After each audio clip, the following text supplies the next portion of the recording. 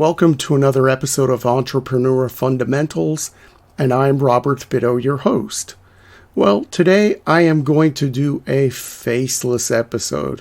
You usually see my face, but today is all about looking at data, looking at reality, looking at hard numbers, and what I'm going to talk about today is the reality of content creation. In addition to this channel, Entrepreneur Fundamentals, I started another channel at the same time in late January, early February of 2016. And that other show is called Mexico Unexplained.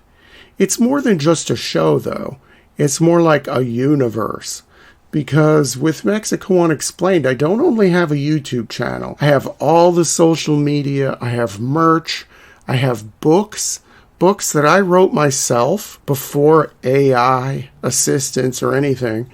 4 books that I wrote myself, a coloring book that I came up with, and then a whole bunch of other things that we'll talk about, like affiliate marketing and things like that. So let's get into this. Well, looking at my YouTube studio page, my dashboard, in 8.5 years, I have a whopping 24,443 subscribers, 78,000 views for the month, and the watch time is 1.8 thousand views. And my estimated revenue after 8.5 years for 1 month is $89.58. Now, no one here is going to say that that's a good number for all that time. And what does that represent? That represents 402 long-form shows and over 800 shorts. That's a lot of content. So anybody coming at me saying, you didn't publish enough, well, you can't say that. And I was very, very consistent with my publishing schedule. I uploaded a main show every Sunday at around noon California time. So I was very diligent. People could rely on me, unless in the early days I had a few colds. And so I took like 1 week off here, 1 week off there. And then buying trips for my business in the summertime, I always take like a week or 2 off from making shows. So those were the only times where I wasn't consistent with posting. So when people want to criticize what I've done, you can't come at me and say that I wasn't a regular poster, because I was. Now, if you look at the lifetime revenue of this channel of Mexico Unexplained, I only made $6,341.61 in 103 months' time. That comes to an average of $61.60 a month. Well, I'm making $89.58 for these past 28 days. So in the lifetime of my channel, I haven't gotten above really what I was making when I first started to be monetized. Now, I would have stayed on YouTube doing this if I had just gotten 1% or a fraction of 1% increase every single month. I wouldn't have been so down on this had I just seen some improvement. I kept on cranking out the content, engaging with the customers, and as you see, as I go along this whole expose, I did everything I was supposed to do. Now, some people will get me on little tiny things like, oh, well, you used too much AI in that one episode, or your thumbnails needed more red in them because research says that. No, you can't come after me for the little picky details like that, because there are so many things that I have done with this channel. There were so many inputs here that you can't come at me for one little tiny thing, because I'm doing a multitude of things. So let's go on.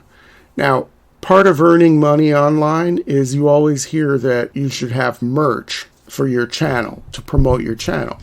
Well, I've had a spring store. It was called Teespring in the early days, since the very beginning. And before there was AI generation of images like Midjourney or whatever, I hired people to do artwork for me, to make dozens of designs for me to sell on various things, from coffee mugs to tote bags to t-shirts. So my merch with my YouTube channel, you can see nothing. Zero. Then we moved to the actual spring store, and for last year, I had 4 whole orders worth $43.07. So these are not the results that you're promised by these YouTube gurus, are they? I mean, I'm doing all of this stuff, and where's the payoff? You know, you see so many of these content creators pushing or selling courses on how to be successful in YouTube, and I've done it all. And like I said, after seeing this whole show, you're going to see that no one can come at me here because I am really doing everything I'm supposed to do. One thing that I have to mention is people usually see dismal results with YouTube and quit after 3 years and maybe a couple hundred shows. And then people will point to them and say, well, he didn't try hard enough. Or that person just didn't put enough effort. You know, you're always 3 feet from gold or whatever they say, and you just got to keep going a little bit more and a little bit more. And that person who quit at 3 years could have just put in 6 more months and then their channel would have exploded. Well, that's a bunch of BS. It really is a bunch of BS. The reason why I'm such an anomaly here with the rest of the stuff that I'm going to show you is that I defy what every guru will tell you. I didn't give up after 2 or 3 years.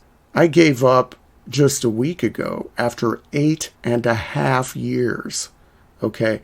No one really has the track record I do with the dismal numbers that I have because no one goes this far, really.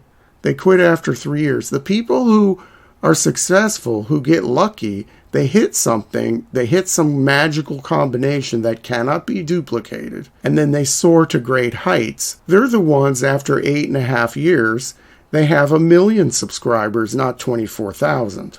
Okay? They're the ones that are left standing. I am left standing because I didn't stop. It's kind of like how my regular business is about to celebrate 25 years in business. It's because I never stopped. I kept going. I could have given up at year 5, year 6, or the first year, I guess, or year 15, but I've kept going through thick and thin. And I applied that same attitude of the long game towards this YouTube channel.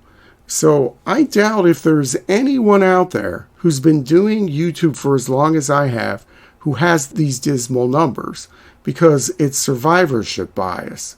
You have these big names out there, or even people with just 100 or 200,000 subs. After like 4 years, they're not going to stop. They're going to keep going. But somebody who's languishing with their revenue or whatever, they only get 10 new subs a day or whatever, they're going to quit. They're going to stop. I just kept going. And so anyway, I'll continue with showing you some of the things that I have here. So merch is nothing. Spring was just 4 sales last year. And then another way that I've branded myself here, okay, because it's all about branding. Maybe you're making mistakes in branding. Well, since 2017, I've published 4 books. 4 books in the Mexico Unexplained universe. 3 main books and a coloring book, okay? The 3, main books, you can buy them in hardcover, paperback, Kindle, whatever. I've made them available on my website, MexicoUnexplained.com. You can buy them directly from me, autographed and personalized. So I didn't write just 1 book. I wrote 3, and then I had a coloring book. And the coloring book, I had a professional design all the drawings in there. I didn't do it myself, and I didn't do it with AI. And I paid people, real artists, to do the covers of my books. And all of the books are very consistent. So the branding is consistent across the books. In The Magic, The Mysteries, and the Miracles of Mexico, the lettering is the same on all 3 books. Everything is consistent. And so since October of 2017, I have sold 552 books. And it says here for 6 books. I did a business book that's not part of Mexico Unexplained, but that business book is included in the statistics. We take that away, and so we have 547 books. And if you think about that it's going to be $3 per book, we're looking at about $1,600 total in book sales. So you can add that to the revenue for the website, for the YouTube channel. It's all interrelated, right? But that's $1,600 for 4 books, and that is across 7 years almost. So that's what they tell you should be making in book sales in a month, right? But that wasn't the case for me. And I publicized the books in every podcast, every YouTube show. I publicized my books and my channel in the many dozens of interviews that I've had. So that's another thing I've done. I've appeared as a guest on other podcasts, other YouTube channels, radio stations, dozens of times. I had people invite me back multiple times. I love giving interviews.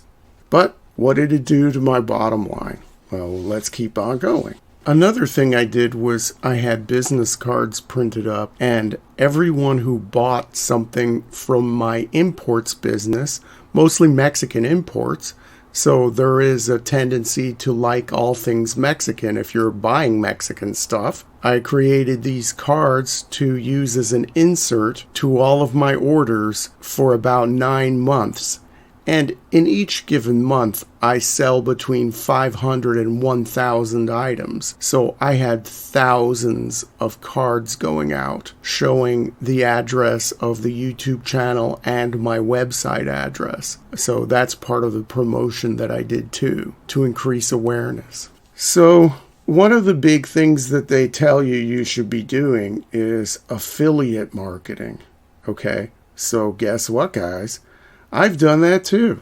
I have tried to earn affiliate commissions through YouTube and my website, Mexico Unexplained. And so if I do a show, let's say on Mexican vanilla, I will link vanilla products to that show. And when I do these academically based shows, I always have references listed on the website. And people can click on the links to Amazon to buy the books that were used as references by me to make the show. So let's say I do a show about the Maya Kings. Well, then I'll have a link to Forest of Kings by Linda Sheely on Amazon, and I get a little commission from that. So how much are these commissions that I earn? Well, take a look here. In 90 days, I earned a whopping $9.52. Not exactly what they promise you, is it? And I told you what I do for it. Every single show, there's an affiliate link or multiple links in each show. And they're publicized and they're all over the place. And there are other ways that you can make money, like we've all heard. You know, you can monetize Facebook.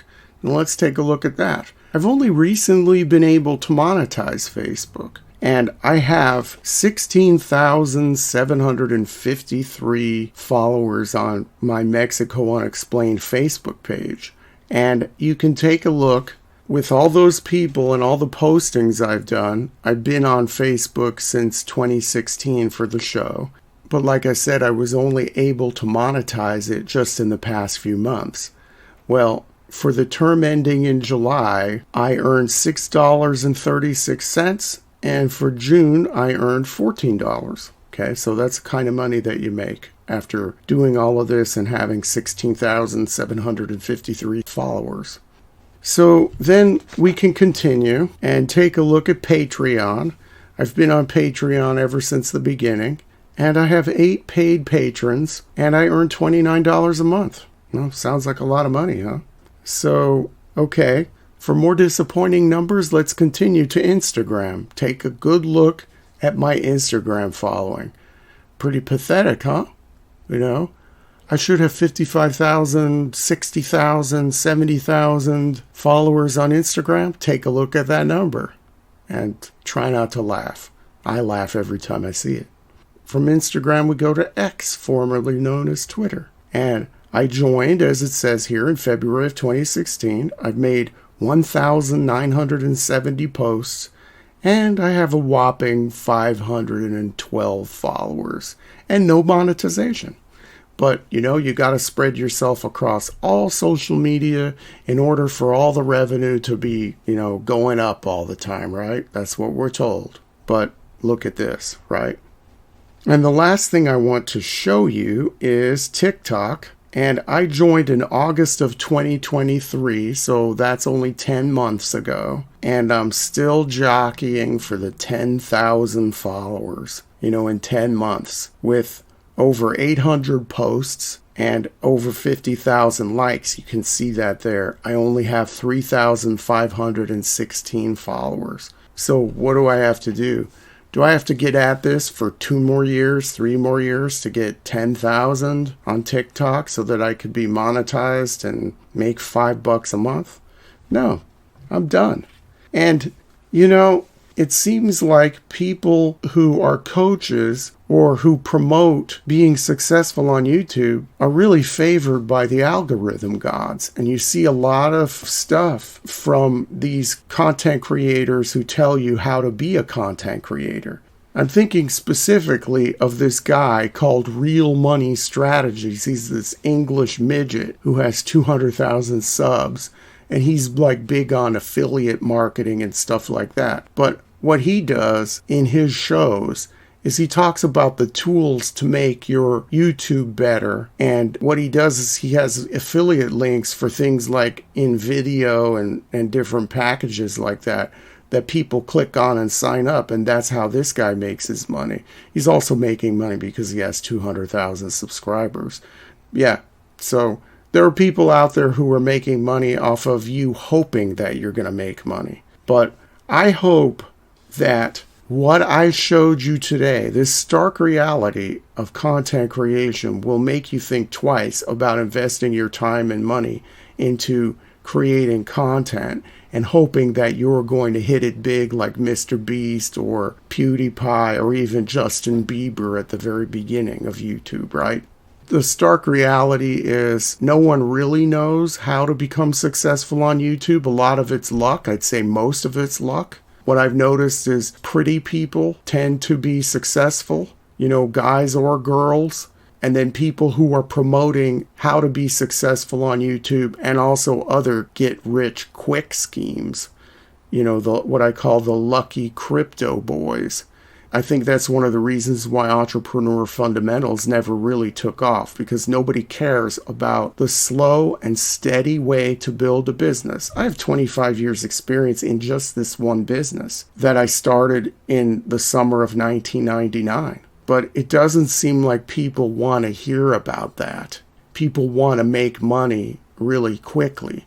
There are people who are younger than my business, far younger than I am, but younger than my business, younger than 25, who are giving all of this advice on how to be rich online. And YouTube has been a big disappointment for me and everything connected with it. So please look at this episode as a cautionary tale and reality. And if any coach wants to reach out to me and tell me that I did this wrong or that wrong or this little picky thing, one little suggestion that you can make is not going to be the key that unlocks the success of Mexico Unexplained. No, because I've done everything. I've put in hundreds of different little inputs to make this a big deal. And it hasn't been, and I've kept at it when I probably should have ended it 5 years ago. I could have been one of those statistics where you could just throw up your hands and say, well, he hasn't tried enough. No, 8.5 years is a long time, and as you can see, I put in a lot of effort. And being a good business person, I probably should have done this earlier. So maybe I'm not a good business person, but being a good business person, I got a pencil and paper and figured out just how much I'm making from Mexico Unexplained. The books, the ad revenue from YouTube, donations, all this other stuff. And I'm making a whopping $2.11 an hour. Now imagine if I would have taken all of that time and effort and energy and focused that on my main import-export business that I've owned since 1999. Imagine if I would have done that. But I thought this would have been a good way to make some really good passive income and some extra money. And I thought maybe I could be just a YouTube creator and back away from the imports business because that is very involved. But at the end of the day, what does this prove to me?